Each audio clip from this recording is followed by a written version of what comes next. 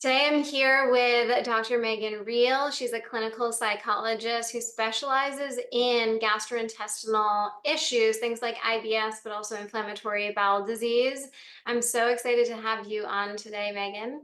Thank you. Pleasure to be here. And we have something to celebrate because you just launched a book, which is incredible. And we're going to talk a little bit about the contents of the book today. But really, what inspired you and Kate to write Mind Your Gut? Yeah. First, thank you for acknowledging the book. We are celebrating. It just came out early this year. It really was inspired by the idea that, a lot of people don't have access to a strong multidisciplinary approach to specifically this diagnosis, IBS. Though, the number is about 45 million Americans have IBS. Huge. Um, a huge number. And I always say that's probably underestimated because a lot of people don't want to talk about these symptoms. Abdominal pain, diarrhea, constipation, the number of times patients will say to me, I'm really embarrassed to like tell you about this. And I'm just like, stop, it's okay. Like I talk about poop and, physical symptoms all day long. This is a safe space. So I work at a tertiary care center where our gastroenterologists have access to registered dietitians. Our behavioral medicine program has 3 GI psychologists. We have pelvic floor physical therapists. When patients get to me and we start to create behavioral health plan to help them with their IBS or whatever their GI condition may be, so many times I hear, this is so helpful. I never understood the strong connection between my brain and my gut and my lifestyle and my stress and my mood. And in a relatively short period of time, I feel more confident to manage my symptoms. And I'm shocked that just nobody ever gave me this opportunity. And our GI dietitians hear very similar things. And so, when you hear that as a practitioner, when you hear the same things over and over and over, I just felt compelled to, reach out to Kate Scarlatta, who is, just an expert, world renowned GI dietitian in this space. And I was like, I have an idea. Um, what about if we create this toolbox for patients that is 100% based in science? So that, and this is what I appreciate so much about you, so that we are really cutting through the snake oil out there, and we're giving people a roadmap that either have seen a doctor and received a diagnosis, or maybe they've been Googling, and hopefully our book comes to the top to help guide them with next steps. Yeah, amazing. I mean, this was so needed to my knowledge. I mean, I'm in the world too, right? There's not a go-to book for disorders of the gut-brain axis or IBS in general. And so I think it's going to be such a gift to the population to have something that's so accessible because you and I have talked where GI psychologists are not like abundant in nature. It's hard to find somebody to work one-on-one with. So just to have something that is scalable and accessible for the general population, I mean, I think it's going to really do a lot for improving quality of life. So thank you for birthing it into the world. Yeah, and we talk about a dream team approach. So Yeah, this book is not meant to, number one, replace medical care. of course. So it's incredibly important for people to receive an accurate diagnosis. But it also highlights that oftentimes one provider can't do it all, especially in America, where you might get 15 minutes with your MD, or, and then it's like, okay, here's a one pager on nutrition, or, really work with you on your stress. And people walk out and they're like, my gosh, I get it. I get that nutrition and my stress, but what do I do from here? And so it really highlights this integrative team approach that it really makes a difference for people. Absolutely. Yeah. And that's such an important point in terms of there is no substitution for working one on one with a practitioner and getting the care that you need. But just getting the word out, I think, is going to be so impactful for these types of conditions. And I want to kind of get into some of the weeds here. I think to lay the foundation for this discussion, let's just talk about what is irritable bowel syndrome. It's a complex diagnosis, just so people have an idea when we say that, what we actually mean. Yeah, so IBS means that you have abdominal pain for 3 months. And then, in addition to that abdominal pain, you either have frequent diarrhea, constipation, or it can go back and forth. And so that's kind of a very basic description of IBS. And sometimes I think, and this is where a doctor's workup is really important, where you may think you have constipation, or you might think, I'm sorry, you might think that you have diarrhea, but you actually have constipation because of fecal loading. And so, we might do ultrasound or an x-ray, or maybe even introducing the idea of a colonoscopy, depending on your age and other symptoms.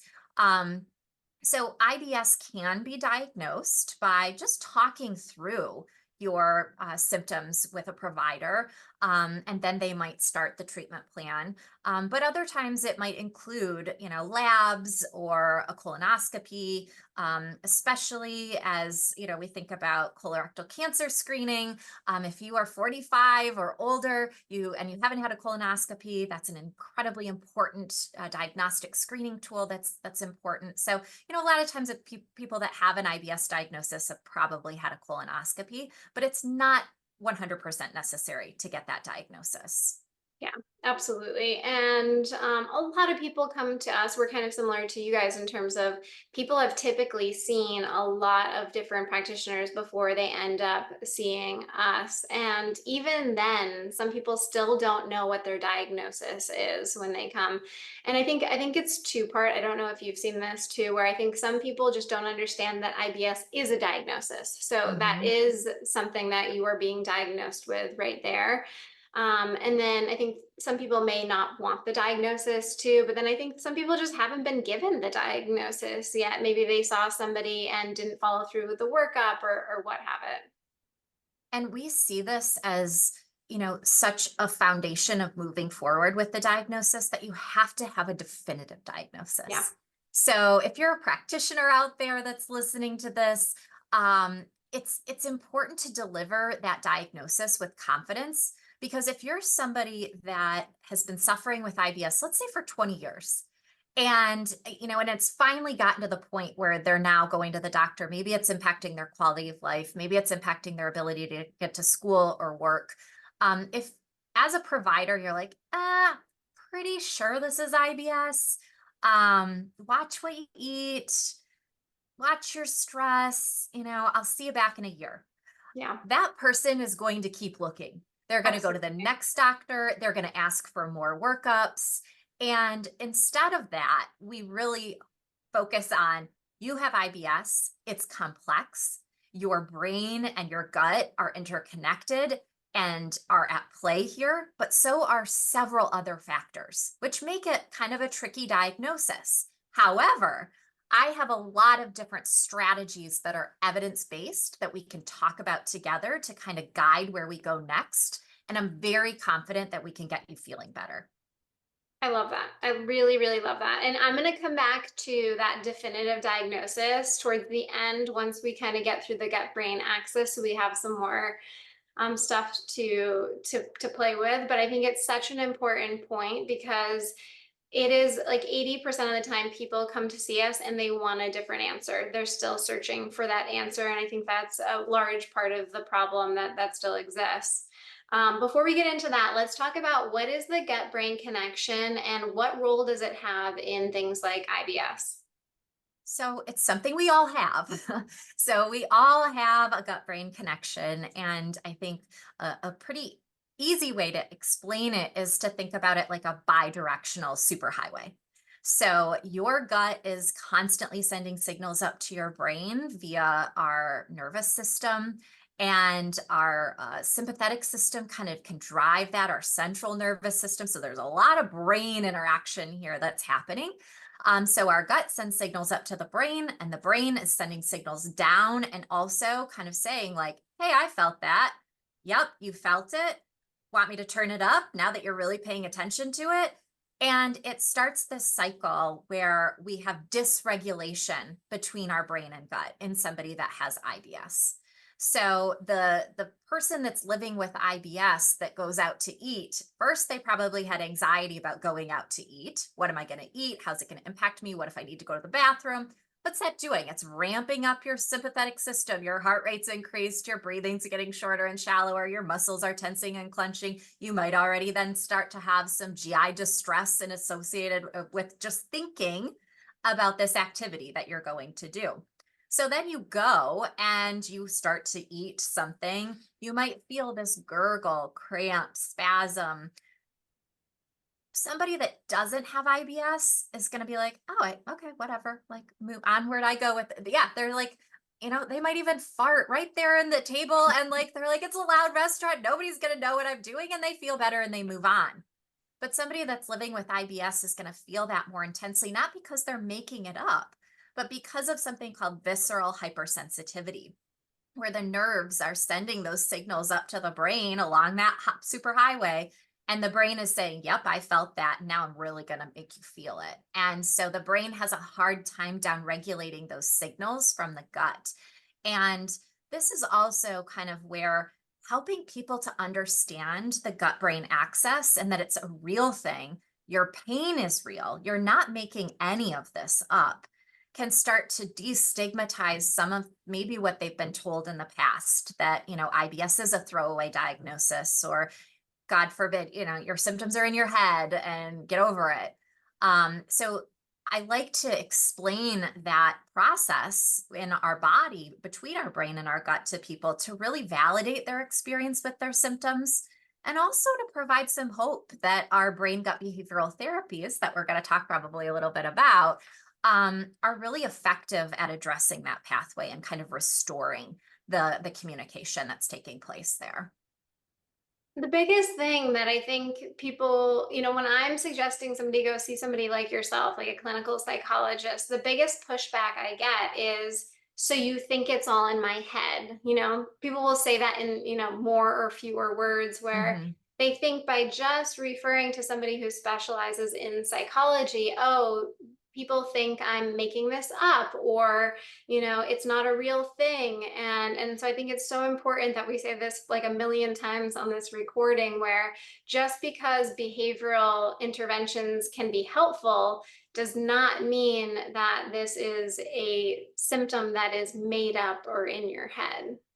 And there's actually newer research that's emerging that is showing that brain gut behavioral therapy is such one of the most common and most researched as cognitive behavioral therapy, or CBT, can actually have an impact on our gut brain microbiome interaction.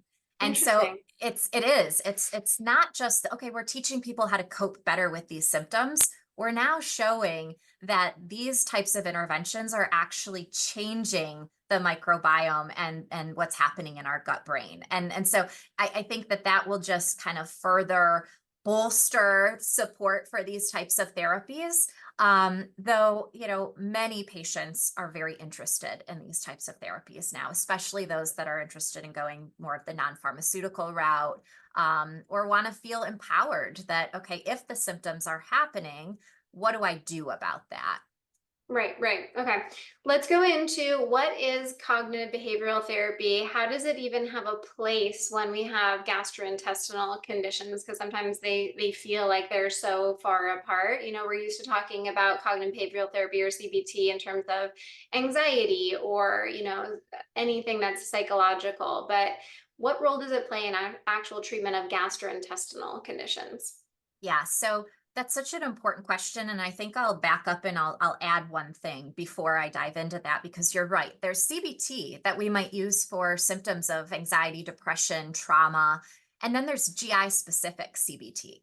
And Hmm. so We do know that patients that have gastrointestinal conditions, whether it be IBS or IBD, inflammatory bowel disease, have higher prevalence rates of anxiety and depression. So if a patient, maybe in your practice, is coming to you and their anxiety, depression, trauma, mood symptoms are more moderate to severe and are also related to kind of more of life psychosocial stressors outside of their GI condition, then I would prioritize those patients with connecting with more of a general mental health provider. Yeah. So I think that's really important just for kind of people that are watching this, that the work that I do hones in subspecialized to really giving you tools and strategies to help with the management of your GI condition. So, and our therapies won't be as effective if those more general mood symptoms are not treated.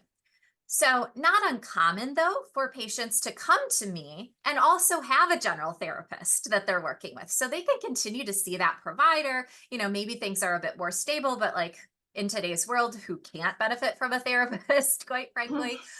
We all can. So, the CBT that I utilize has been kind of reformulated in a way where we still take the basic concept of CBT that's kind of focused on how we think impacts how we feel and how we behave. And so then we utilize various cognitive strategies, behavioral strategies, lifestyle to give people kind of, again, some strategies and techniques to change the way they're thinking about certain stressful situations, change the way they're thinking about their physical health. And so we have tailored CBT to some of the common GI specific anxieties. So a lot of times patients that are living with these diagnoses start to engage in avoidant behaviors. Yeah. So they're not going to concerts anymore. They're not traveling. They don't want to get in a car with somebody else because what if they need to use the bathroom 15 times on the drive? Food restriction is another big thing. So food avoidance, food restriction. And I always talk to people about, avoidance is anxiety. Mhm. Anxiety lives in things that are uncontrollable, that are unpredictable. And so in our mind, we kind of think we're safe if we avoid those things. But the reality is, in the world of anxiety, if you have that false sense of hope, it further just kind of strengthens the anxiety. And so CBT is really great because it gives people an opportunity to first start to look at what are the things I'm avoiding? What are the cognitions that I have about that? And a lot of times we kind of help them identify black and white thinking. It's like I either go and I eat everything or I don't go at all and I'm staying at home. And we know that, the best way to live life is it's going to be, yeah, and it's going to be kind of the best ways that we can kind of feel confident is knowing I've got a lot of coping strategies for the gray area. If things aren't going as well as I'd like them to kind of go, I have a whole toolbox of strategies that I can manage and muster. If things are going great, I'm going to be present and mindful about that and live with that. So that's also where we start to incorporate things like acceptance and commitment therapy or Mhm. ACT, some of these third wave types of psychological therapies. So it's not about like, oh, everything's great. Especially it's not if you're not feeling well, but it's I can manage how I'm feeling right now with these strategies. And I know it's probably going to change, whether it changes for the good or the bad. That's for us to kind of live through. But knowing that it's going to change and you can manage that, we teach that with cognitive behavioral therapy and ACT. Yeah. Yeah. And I think this can feel a little bit intangible for people when they listen to it in terms of like, yeah, I kind of get the idea, but what does this actually look like? So, can we go through some of the most common things that you see in people with IBS in terms of like, I'll give it one example where it's like somebody comes in and they're like, hey, Dr. Mary, I feel fine as long as I eat chicken breasts and sweet potatoes, and I can also eat kiwis. So I eat those three foods, and then I'm pretty much okay. Eh, but like so that would be an example of like a very controlling behavior, restrictive behavior. But other examples of these controlling, avoidant kind of, or even checking behaviors that we often associate with IBS. Yeah, so my trackers, the ones that Yeah. are coming in with every bowel movement tracked, when they felt that cramp, what they ate down to like the teaspoon. And the research shows like tracking probably longer than about 2 weeks is just going to further perpetuate your anxiety. So we do a really thorough clinical interview with people the first time we meet them. And I'm asking them about their GI history, their other medical history, their psych history, nutrition behaviors, lifestyle, social history, really getting a clear picture of this person. Have they ever worked with a mental health provider? And then I start to kind of describe ways in which our behaviors impact our bowels, our digestive tract, that, you know, gut health matters to all of us. And so a lot of times as we are exploring their lifestyle, and like for the people that are only eating 3 to 5 foods a day, what kind of stress does that cause? How is Mm, that impacting? What might they be motivated to, like, why are they motivated to be in your office? Or, if they're doing that and probably still intermittently having symptoms, it kind of shows us that what you're doing is not actually working. yeah. And doing that in a very gentle way is also critical. Um, Bedside manner, I think, matters a lot with our patients because they're being vulnerable. They're telling us about, like, basically their innermost workings, and how we start to build that rapport to talk about the treatment plan and validate, look, things aren't going to get better overnight. I'll acknowledge that. We're not going to go from like 3 to 5 foods to eating everything overnight. But what we can start to do is look at where's your stress coming from? How are you thinking about your symptoms? Are there catastrophic thoughts that are happening? We start to point out some of the avoidant behaviors and what that's costing them. Um, and also the toll that that can take on your body. Sometimes people are restricting so much that that's going to cause either, they're not going to poop as much, but that's going to have tremendous effects potentially on their pelvic floor, the progression of that to impacting malnutrition. And so again, we can kind of highlight, look, where we are right now is okay and we can help you get better. If you stay where you're at, I'm very concerned about the progression of potentially this going from restrictive, disordered kind of eating, where you've got some control over it, to a full blown eating disorder, where the consequences of that are going to be catastrophic. And so let's kind of pare down to where we're at right now. So that example is one of the more extremes, right? When Mhm. people have restricted that much. But I think with CBT, one of the things that I teach everybody are what we call kind of modifications of arousal, which basically is relaxation. And diaphragmatic breathing is one of the techniques that I teach everyone. And a lot of times people are like, oh, yeah, I had a therapist that taught me that once, or oh, I learned that in yoga, and I get that. But I'll talk about, like, when your heart rate starts to increase because you're wondering where the nearest bathroom is, or you're sitting on the toilet for 30 minutes trying to poop and you're straining and you're tense, all of that escalation of your sympathetic system is working against you. It's Yeah. you poop more, have more urgency, or you're going to continue to not be able to poop.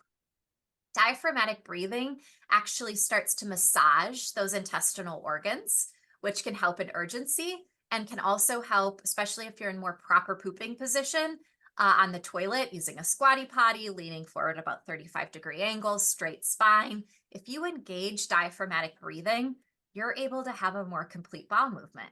So the first, like, session that I have with people, I'll give them that as something to turn to in times of anxiety, have them practice for 2 weeks, and almost everyone comes back and they're like, huh, Yeah. I tried it in the car and I wasn't, I was able to make it to the bathroom, or I changed the way I was pooping on the potty. And why did nobody ever teach me that? Like, this is such a basic thing. I've been pooping for 40 years. Why has nobody taught me proper pooping position? So we incorporate those behavioral strategies, and getting that buy-in and starting to kind of improve confidence really makes way for some of our other behavioral strategies and those changes in cognitions that you're absolutely right. We've been thinking one way for your whole life. We're not going to just change that immediately, but we can help you.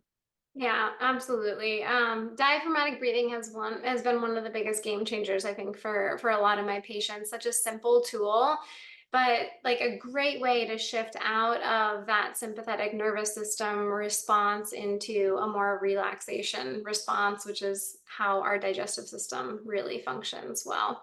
Yep. Okay, when we talk about the gut, we almost always talk about the gut microbiome, and it has a ton of attention on it right now over the last few years. But what is the importance with IBS specifically when we talk about these gut bugs? Yeah. So as simple as possible, I like to keep this because it just again, you can do a deep dive into the literature here, and you've got all kinds of hard to pronounce bugs that are out there. But the reality is, and we'll keep with the example of the person that's having 3 to 5 foods. Mhm. The reality is you're limiting your gut microbiome when you restrict your food. And we all benefit from, natural ways of getting a diverse microbiome, and that's through our food. However, things like stress, anxiety, sleep, our lifestyle have a profound impact on how our microbiome is behaving, and kind of how it's fed is a good way to like look at that. So I think that why it's important for somebody with IBS is, the reality that if our gut microbiome is being impacted by our lifestyle choices, or, such a restrictive food kind of pattern, that's going to impact how our digestive system functions. And so, some of these kind of concepts of eating the rainbow like is great because in the variety of fruits and vegetables, and make it as simple as possible, right? So I live in Michigan right now. It's typically not sunny.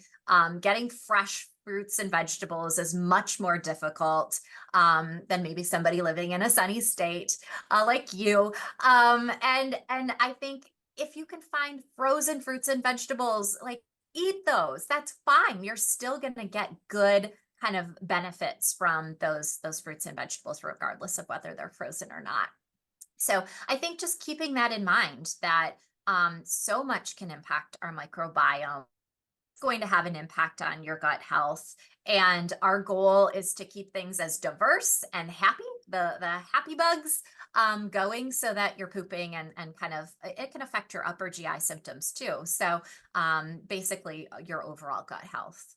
Yeah, I mean, the fact that, the more we are stressing about what we're doing for our health, so almost like this health anxiety around our health and trying to be healthier and the healthiest, that it can actually have a detrimental effect on your overall health and your gut microbiome specifically. So what we're trying to do is sometimes what we're end up not actually doing.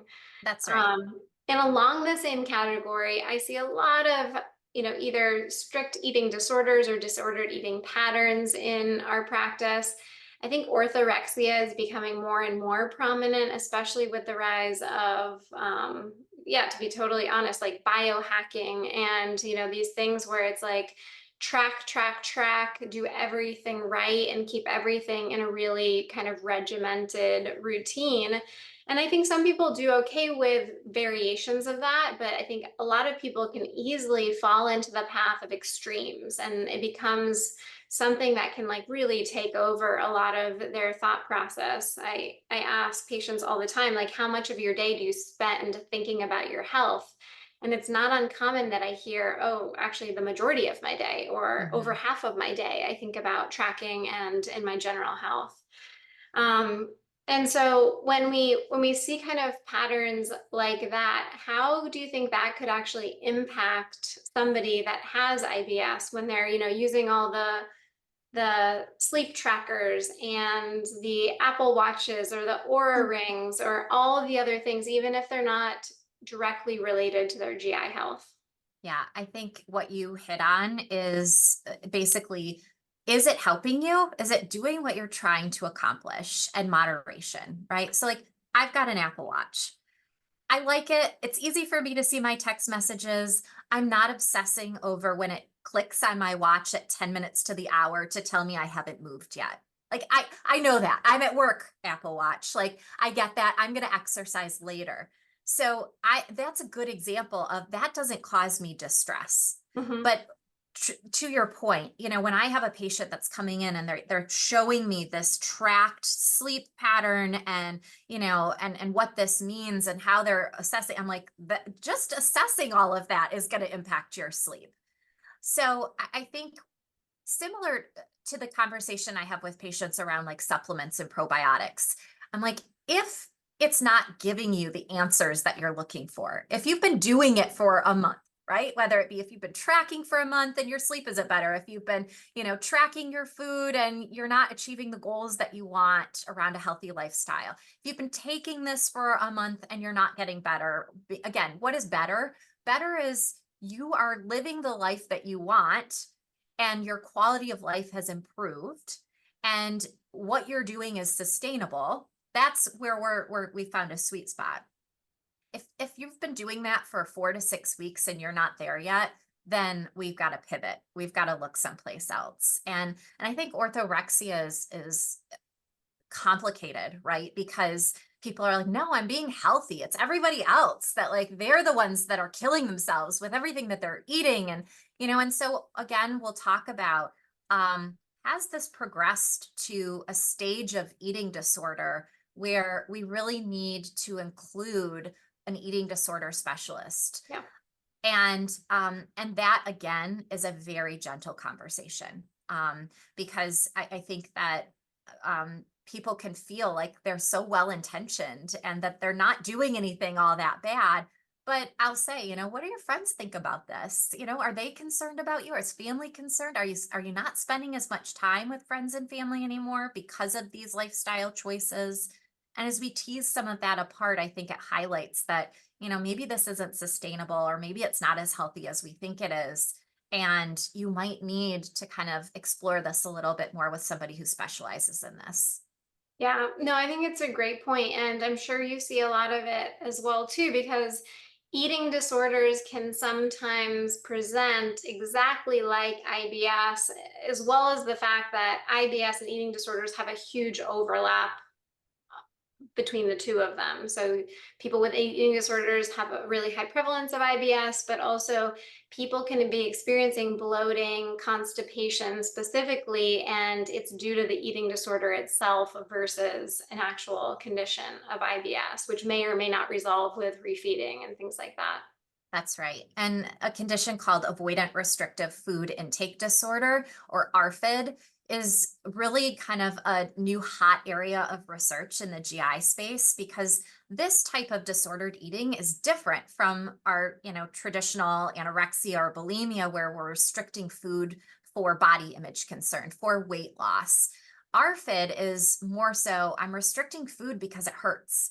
I'm restricting food because I'm afraid of how it's going to impact my symptoms. And so this is a really important screening opportunity for physicians out there to ask all of your patients. And again, we can't screen eating disorders based on a body type.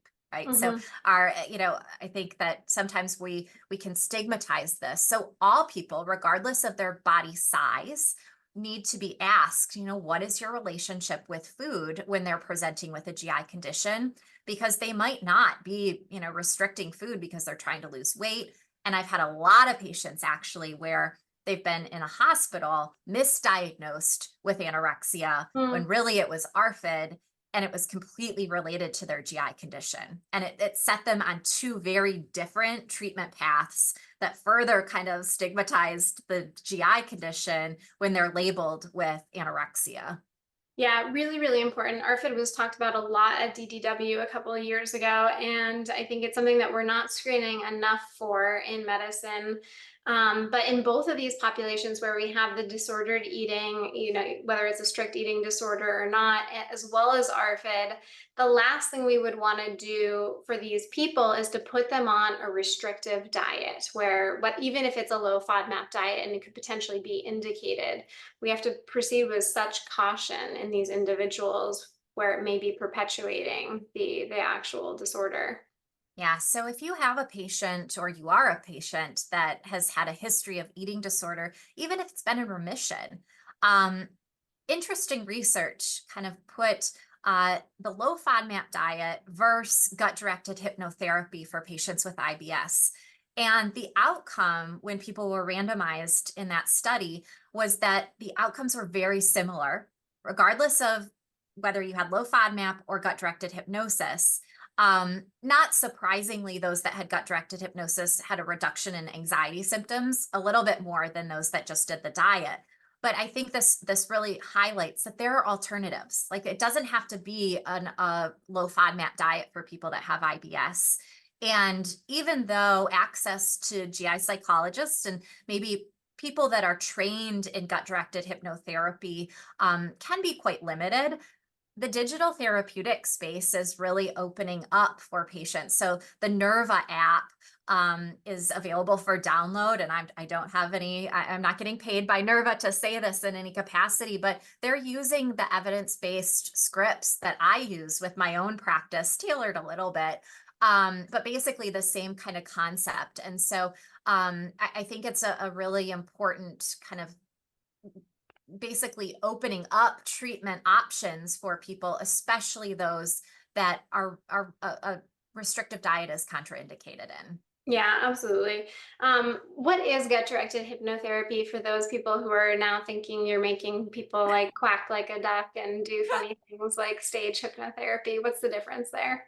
Yes. So the biggest difference is that it's evidence based, and it's been backed by over 40 years of research in the GI space. And so the strategies that we're using with gut directed hypnotherapy are again helping with those modifications of arousal, so teaching people how to deeply relax their body. And what makes it hypnosis is that when people are in a very focused state and we guide them into that, we utilize very specific suggestions about the calming and soothing and restoration of that brain gut dysregulation.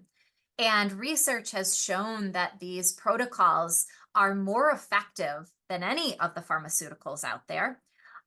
Patients that have failed, or I'll reframe that as our treatments have failed the patient and we've not found adequate relief for that patient, we do tend to find relief with gut directed hypnotherapy in anywhere from about 66 to 80% of patients. So it's an extremely effective protocol. In my practice, it's about 7 sessions spread out over about 4 months. And at the conclusion of that, a lot of times you can continue to do kind of self hypnotherapy or use the audio recordings that I provide for patients. But if they're having especially complete resolution of their symptoms, I talk to them about, all right, you've carved out this time for home practice. Now save that. Save Mm, that for ongoing stress management, save that for meditation, save that for, time for 20 minutes to yourself for self-care. And that way it's long-term. It's long-term health practices for stress management, relaxation, meditation. So there's no bell going off and clucking like a chicken. It's evidence based. It's been around for a long time. And if people can kind of have it introduced in a way that is, hey, this is science backed, this is effective, this is, something that can really give you an empowered sensation to manage your symptoms, more time than not, people are willing to give it a try. yeah, we use Nerva in our practice all the time, as well as there's a prescription one now called, I think, Regulora that your doctor Yep. can prescribe for you.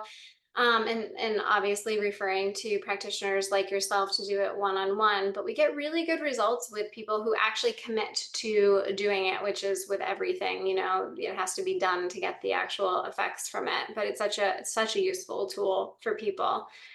Um, I want to go back and talk about the supplements piece really quick because you said that, and I'm like, oh, wow, we really have to talk about this, even if it's just for a short period of time, because it is not uncommon for people to come to us and they're on a list of 20 supplements. Honestly, not that uncommon.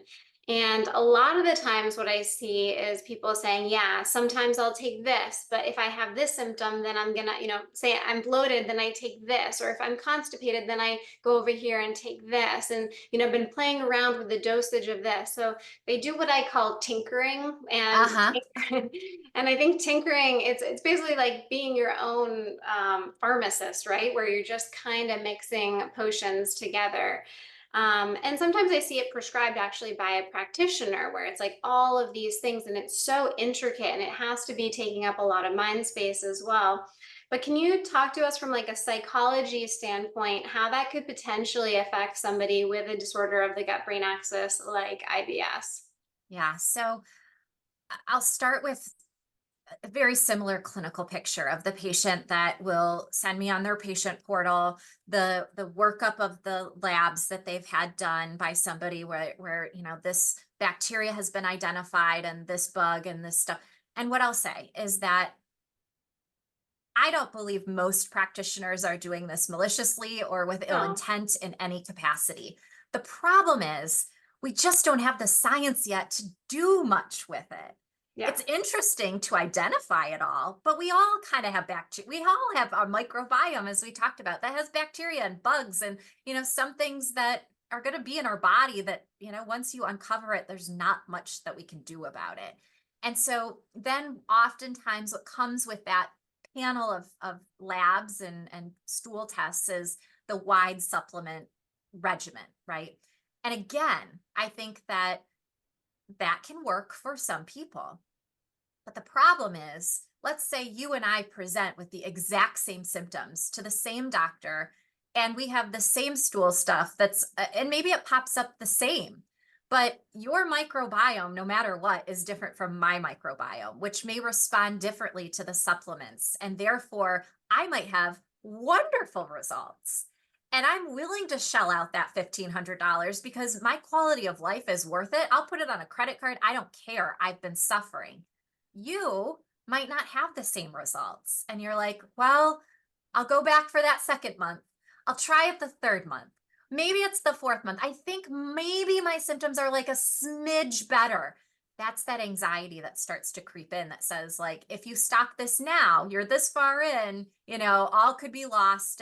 And so I think that it goes back to another kind of instruction that I'll talk with patients about is like, if you've been trying something for like if you've given it the good old college try for 4 to 6 weeks and you're not seeing any improvements that are enough that you wouldn't go back to your doctor, then it's probably not the right thing for you.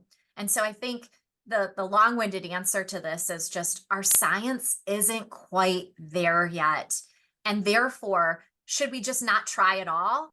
I don't think so. I think we should try. I think there are some, especially for like experts like you that are very pragmatic about things. You're using the science. If a patient can ask their provider, what's the science behind this recommendation? Tell me a little bit about what you are targeting here. How long should I try it? What should I expect? If that provider can answer those questions, that's going to go a long way in managing the anxiety as opposed to, this is really scary. Look at all these things that popped up on here. And now we're going to we're going to look at this and try these different things. That's really, I think you just have to really ask and get the science and the answers and also what's the black and white? I'm willing to try this with you. I think this is what's reasonable based on kind of your presentation, but we're going to back off, if we hit X, Y, and Z here. Yeah, I think you're spot on. I'm glad you brought up the stool test too. If anybody watches my Instagram, I rag on comprehensive stool analysis all the time for that exact reason where we just don't know yet. I think there may be a time where we do know and they're super Yeah. useful, but we're not there yet. And so to do them now is really just you're just trying to make, throw spaghetti at the wall and hoping something sticks and not following the science. Um, And a lot of times people are paying out of pocket for it. I mean, no insurance so company is expensive. covering this. So that's the other side of this is that, when you don't feel well, you become more desperate to try any and everything. And I think it's our job as medical professionals to, again, that comes back to that definitive diagnosis. This is what you have. This is what we've identified. These are the evidence-based strategies that can unfold based on what you're interested in. And unfortunately, all of these kind of conglomerations of things that you're trying to do right now, you're here because they're not working. Totally. So that's like, I think sometimes you have to step in and almost be like a hard line in the sand for people. And they're either going to respond to that with like, oh my God, somebody that like knows what they're doing and is willing to like take the reins here and guide me, or they're going to be like, nope, never mind, not coming back to you. And, my heart breaks for those people, and I try to fill them with as much information as I can as they're on their way out. But I think that, a lot of times it's doing more harm than good. Yeah, I totally agree. And I do think some people are just not there yet, right? Like I was in this patient scenario when I was younger. And if you had told me to see a GI psychologist, I would have been like, you are crazy. Absolutely not. So I get it from both sides, but I think it's so important when people like you are talking about how this is not saying that everything is in your head. We are No. using very science-based approaches to actually change the physiology in your body based on changing thoughts and behavioral patterns and even beliefs around what's going on, which is really, really, it's empowering because I think people end up leaving with a better understanding of what's actually going on, that things aren't happening all the time by chance. Sometimes our actual behaviors are perpetuating our symptoms versus making them better. And understanding how to navigate that using the tools that you've mentioned today, which are really invaluable. And the durability of cognitive behavioral therapy for GI conditions in terms of GI CBT is one of the most impressive things that I see here, which when we talk about durability, I mean that once you finish sessions with, say yourself, you can maintain those benefits even after you stop the sessions, which you can't say that about any medication on the market, really. I'm trying to think if there may be any, but and not to mention that you're addressing the global symptoms of IBS and not just constipation and diarrhea, right? Where most of the medications out there are addressing the constipation, the diarrhea. They're not addressing the abdominal pain, the bloating, the more global symptoms that arise with this. That's right. You mentioned something earlier about the patient that just doesn't want this diagnosis. They'd rather it be something else. Yeah. And I think, that hits on, I'll tell people, the reality of this is I'm not going to cure your IBS. You're still going to be, potentially like no matter what, we're all susceptible to a GI bug here and there, like getting the flu. I have little kids. So like that stomach bug comes through like at least once a year and it hits everybody and it sucks. However, when somebody with IBS gets that, it like ramps that anxiety right back up of, oh my gosh, here we go again. And so I'll tell you that, when you feel confident about you've got gut directed hypnosis as a strategy, you've got those CBT skills. What that's going to do is it's going to likely prevent the duration of that episode of symptoms becomes shorter. How frequently you experience symptoms is less, and the severity of those symptoms is significantly less. And so, yes, you might get a bout of symptoms, but it might last 12 hours or 24 hours as opposed to like a month long of a flare. And when people kind of buy into that and they're like, oh, I can manage that, I've got that, that's where we know we've really hit the nail on the head with their treatment. Yeah, yeah, I think it's really important to put that expectation. We work with marketers, in terms of our actual business structure, and they want to say things like, "We'll cure your IBS" or "It'll be gone," or I'm like, you cannot say that. And I think that anybody that is saying it is really playing around with integrity at a level that's not helpful for anybody. But I think most people want their quality of life back. Like that's really what they're looking for, is to have their quality of life back, to have more understanding around what's going on, and just to feel more at ease in their own body, which is something that a lot of these gut directed behavioral therapies can help so much with. You've got it. That's exactly it. Thank you so much. I wish we had a whole nother hour. There's like a whole other thing that I want to get into with you, so maybe another time. But where can people find Mind Your Gut? How can they read it? And just tell us a little bit about it. Yeah, so it's available online, Amazon, bookstores, wherever you buy your books. You can find us on Mind Your Gut Official on Instagram.